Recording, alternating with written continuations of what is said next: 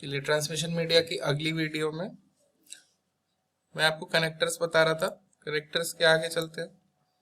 इसकी एप्लीकेशन कहाँ है, कहाँ कहाँ इसका इस्तेमाल होता है। मोस्ट वर्साटाइल मीडियम, बहुत जगह इसका इस्तेमाल है। सबसे ज्यादा तो आपके टीवी लाइंस में, टीवी की कनेक्शंस में इसका इस्तेमाल होता है।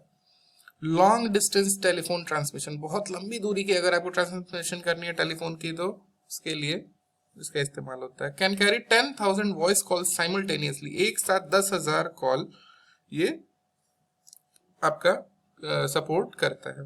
Short distance computer system links, short distance में कंप्यूटर्स के कनेक्शन के लिए इसका इस्तेमाल होता है। इवन लोकल एरिया नेटवर्क में भी इसका इस्तेमाल होता है। एज कंपेयर टू आपका ये जो बाकी ट्विस्टेड पेयर है उससे इसकी स्पीड कहीं ज्यादा होती है। एडवांटेजेस क्या है? इजी टू वायर, आराम से आप इसको हाथों से भी कनेक्शन कर सकते हैं। इजी टू एक्सपेंड, आराम से इसे जहां चाहे तहां बढ़ा भी सकते हैं। तार अगर छोटा हो तो आप उसे वापस से नया तार कनेक्ट करके बढ़ा भी सकते हैं। Moderate level of electromagnetic interference, electromagnetic interference कम होती है इसमें जनरली। ठीक। डिसएडवांटेज क्या? Single cable failure can take down an entire network, क्योंकि एक ही केबल से एक पूरा का पूरा नेटवर्क इसे चल रहा होता है, तो एक केबल अगर कहीं से डैमेज होता है, डिस्कनेक्ट होता है, तो पूरा का पूरा एंटायर नेटवर्क आपका डाउन हो सकता है।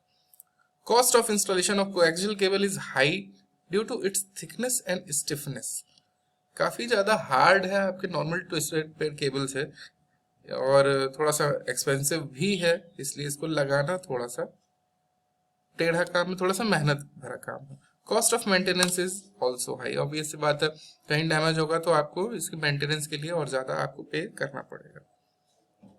फिर आते हैं आपके फाइबर ऑप्टिक केबल पे। फाइबर ऑप्टिक केबल बेसिकली इसमें जो हमारा जो अब तक का जो माना गया है कि सबसे फास्टेस्ट ट्रांसमिशन मीडिया है वो है फाइबर ऑप्टिक केबल। इसमें कोई आपका कंडक्टर नहीं होता जनरली, इसमें जो हमारा जो डेटा ट्रांसफर होता है वो लाइट पैकेट्स के फॉर्म में होता है। ठीक, देखते हैं कैसे। A fiber optic cable is made of glass or plastic and transmit signal in a form of light. ये इसके अंदर अगर आप कहें कोई एक तार है, ये केबल है, एक्चुअली में कोई केबल नहीं होता, एक ऐसा ग्लास का या प्लास्टिक का एक ऐसा पाइप के स्ट्रक्चर का एक मीडियम होता है जिसके अंदर एक ट्रांसमीटर के थ्रू अगर हम लाइट को प्रोपेगेट करते हैं तो वो टोटल इंटरनल रिफ्लेक्शन को फॉलो करते हुए वो एंड तक ट्रेवल करता है। इंटरनल जो भी उसकी दीवारें, जो भी जो स्ट्रक्चर उसका है, मैं अभी आगे आपको डायग्राम में भी दिखाऊंगा, उसी के अंदर आपका आपकी जो लाइट के फॉर्म में आपका डेटा ट्रांसमिट होता है। और लाइट सबसे ज्यादा फास्टेस्ट होती है ट्रेवल करने के लिए, इसलिए हमारा जो डेटा है वो काफी फास्ट होता है, ट्रांसमिट होता है। ठीक। Nature of light, light travels in a straight line, सभी को पता है। If light goes from one substance to another then ray of light changes direction, ray of light changes direction when goes from one dense to a less dense substance। ये तो normal सी nature of light है, ये straight line में travel करती है, इसीलिए जब हम इसको पाइप में या इस स्ट्रक्चर में हम डालते हैं, इस खोखले स्ट्रक्चर में, तो लाइट अंदर रिफ्लेक्शन से होते हुए, एक रिफ्लेक्शन होते हुए फिर वो लास्ट तक जो भी हमारा रिसीवर होता है वहां तक पहुंचती है। ठीक। एक ऑप्टिकल फाइबर होता कैसा है देखिए, uses reflection to guide light through the channel. यहां से अगर सेंडर अगर कोई लाइट यहां से ट्रांसमिट करता है तो केबल चाहे मुड़ी हो चाहे सीधी हो, ये अंदर की दीवारों से रिफ्लेक्ट होते हुए, जिसको हम कहते हैं कोर, ठीक, उस कोर के अंदर वो रिफ्लेक्ट होते हुए हमारे रिसीवर तक जाती है। ठीक। और ये कोर काफी ज्यादा नाजुक होता है, इसके लिए इसके ऊपर कई सारी प्रोटेक्शन लगी होती हैं, जिसमें से पहले प्रोटेक्शन जो है उसको कहते हैं क्लैडिंग। ठीक। कोर इज ऑफ ग्लास और प्लास्टिक सराउंडेड बाय क्लैडिंग। ठीक, ये ग्लास का भी हो सकता है, प्लास्टिक का भी हो सकता है। Cladding is of less dense glass और प्लास्टिक, ये इससे कहीं कम डेंस होता है। ठीक है। An optical fiber cable has cylindrical shape and consists of 3 concentric sections, core, cladding और जैकेट। अंदर कोर, उसके ऊपर क्लैडिंग और उसके ऊपर एक जैकेट। जैकेट मतलब वेदर से प्रोटेक्शन के लिए एक इंसुलेटेड कोटिंग। ठीक, एक जनरल से फाइबर ऑप्टिक केबल का आप यहाँ पे डायग्राम देख सकते हैं। आउटर जैकेट है, उसके अंदर एक केवलार प्रोटेक्शन है, उसको स्ट्रेंथ देने के लिए एक नेट वाला स्ट्रक्चर है, इसको मजबूती देने के लिए, क्योंकि मैं आपको इसमें ये भी बता दूं कि ये बहुत ही ज्यादा नाजुक होता है। ठीक, प्लास्टिक बफर होता है इसके प्रोटेक्शन के लिए। एक क्लैडिंग होती है, मतलब हार्ड स्ट्रक्चर रहेगा, उसके अंदर ग्लास का रहेगा या प्लास्टिक का कोर रहेगा, जिसके अंदर लाइट के फॉर्म में हमारा डेटा ट्रांसफर होगा। ठीक, कनेक्टर्स कौन से इस्तेमाल होते हैं? सिंपल सा नाम है इसका, एससी कनेक्टर, मतलब सब्सक्राइबर चैनल कनेक्टर। ठीक, यहाँ पे आप देख सकते हैं ये एक मेल कनेक्टर है। ठीक, और एक एसटी कनेक्टर, ये दूसरे तरह का है, स्ट्रेट टिप कनेक्टर, जिसकी टिप बिल्कुल स्ट्रेट होती है, सिलिंड्रिकल होती है। ठीक, एरियाज ऑफ एप्लीकेशन, इसकी चूंकि बहुत ज्यादा बैंडविड्थ होती है, बहुत ज्यादा स्पीड में हम डेटा ट्रांसफर कर सकते हैं, इसीलिए बहुत सी जगह मेन लाइन में इसका इस्तेमाल होता है। Telecommunications, local area networks, cable TV, CCTV, medical education, जहां भी हमें ज्यादा स्पीड की या और ज्यादा बैंडविड्थ की जरूरत पड़ेगी, वहां पे हम ओएफसी मतलब ऑप्टिकल फाइबर केबल का इस्तेमाल करते हैं।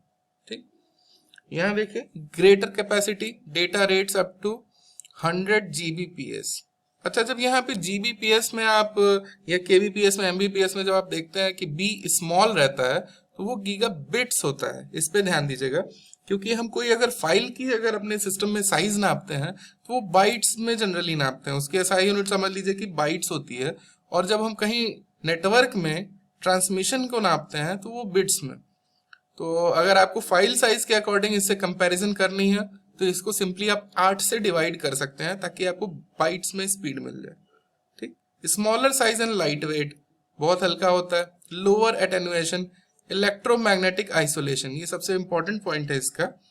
इसको आप किसी लेके सोलेनॉइड पे या पूरे ट्रांसफार्मर पे भी अगर लपेट दें तो भी आप में कोई इलेक्ट्रोमैग्नेटिक इंटरफेरेंस नहीं आएगी। More resistance to corrosive materials, जंग नहीं लगेगा। Greater repeater spacing facility, example after 10 kilometres, after every 10 of kilometres at least, लंबी दूरी तक आराम से इसे डेटा ट्रांसमिशन हम कर सकते हैं, कम से कम रिपीटर्स में। अब डिसएडवांटेज क्या है? हाँ, इसको लगाना आसान नहीं है, काफी ज्यादा कॉम्प्लिकेटेड है। इवन अगर केबल ब्रेक भी हो जाए तो भी हम इसे नॉर्मली किसी जनरल टूल से नहीं, इसका एक स्पेशल टूल आता है, उसके माध्यम से इसे हम जोड़ पाते हैं। Only unidirectional light propagation, general सी बात है कि लाइट एक ही डायरेक्शन में ट्रेवल करेगी। ठीक, मच मोर एक्सपेंसिव, बहुत ज्यादा महंगा होता है। ठीक, लेकिन स्पीड अगर ज्यादा चाहिए तो इतने पैसे तो खर्च करने पड़ेंगे। आजकल हम लोग के यहाँ घरों में जो इंटरनेट सर्विस प्रोवाइडर्स हैं वो भी हमें ऑप्टिकल फाइबर से ही कनेक्शन देने लगे, क्योंकि 10-20 एमबीपीएस के बाद हम इसकी जरूरत पड़ ही जाती है।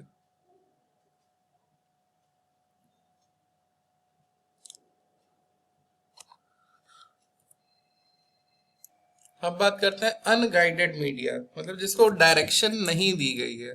ठीक, या वायरलेस मीडिया। ये जनरली आपको 3 तरह के देखने को मिलेंगे, रेडियो वेव, माइक्रोवेव और इंफ्रारेड। देखते हैं तीनों क्या है। रेडियो वेव से शुरू करते हैं। Omni directional antenna, omni directional मतलब किसी भी डायरेक्शन में, मतलब 360 डिग्री। ओमनी मतलब कहीं कहीं पे भी, किसी भी डायरेक्शन में। Frequencies between 3 kilohertz and 1 gigahertz, 3 kilohertz से लेके 1 गीगाहर्ट्ज तक की फ्रीक्वेंसी ये सपोर्ट करता है। यूज्ड फॉर मल्टीकास्ट, मल्टीकास्ट मतलब कई सारे सोर्स और उतने सारे डेस्टिनेशन। ठीक, जितने नंबर ऑफ सोर्स उतने number of destinations. Multiple way communication such as radio and television and paging system. Radio waves can penetrate buildings easily. Building के अंदर भी, जैसे सिंपल आपका जो रेडियो चैनल होता है, विविध भारती वगैरह, रेडियो इसीलिए उसका नाम पड़ा हुआ है, तो वो आपको बिल्डिंग के अंदर भी उसके नेटवर्क आते हैं, ठीक। So that widely use for indoor and outdoor communications, communication phone के लिए भी। Antennas, an antenna is a structure that is generally a metallic object, may be a wire or group of wires used to convert high frequency current into electromagnetic waves। ये आपका dish antenna, आप Tata sky की बात कर सकते हैं, ठीक। Transmit radio frequency from transmitter, एक ट्रांसमीटर के थ्रू हमें वो रेडियो फ्रीक्वेंसी ट्रांसमिट करता है, radio frequency then convert into electromagnetic energy by antenna, antenna के द्वारा, इसको एंटीना बोलते हैं, एंटीना के द्वारा फिर उसको इलेक्ट्रोमैग्नेटिक एनर्जी में कन्वर्ट किया जाता है, then radiate into surrounding environment, ठीक। फिर उसको सराउंडिंग एनवायरनमेंट में रेडिएट कर दिया जाता है। ये तो हो गया ट्रांसमिशन। ट्रांसमिशन मतलब सेंडर वाला पार्ट जो भेजता है। रिसेप्शन मतलब रिसीव करना।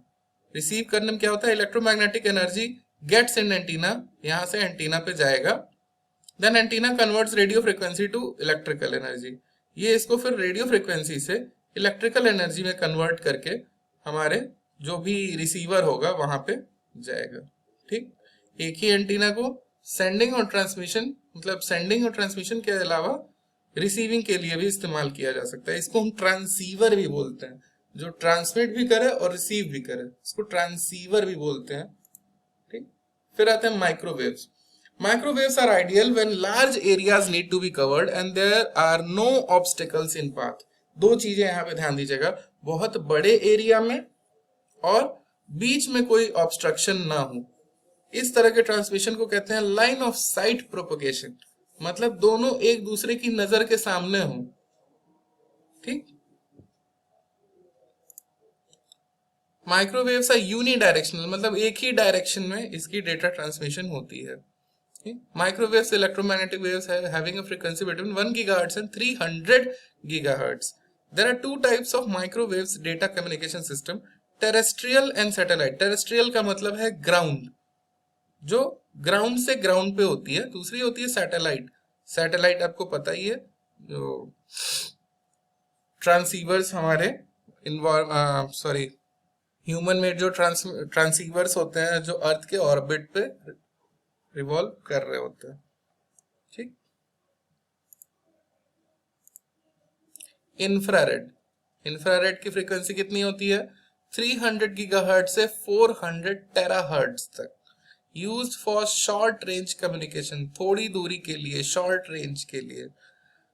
एग्जाम्पल, नाइट विजन कैमरा में इसका इस्तेमाल होता है और सबसे ज्यादा आप सभी लोगों ने यूज किया होगा, रिमोट कंट्रोल में होता है, ठीक। File sharing between two phones, बहुत पहले जो नोकिया के फोन आते थे उसमें लेफ्ट या राइट साइड में इंफ्रारेड का ऑप्शन होता था, दो फोन्स को बिल्कुल आमने सामने रखते थे तो फाइल हम ट्रांसफर कर पाते थे। इसका आपको पता ही है कि रिमोट बिल्कुल एक सीध में होना चाहिए, तो ये भी कह सकते हैं लाइन ऑफ साइट ही है, ठीक। तो अभी के लिए इतना ही।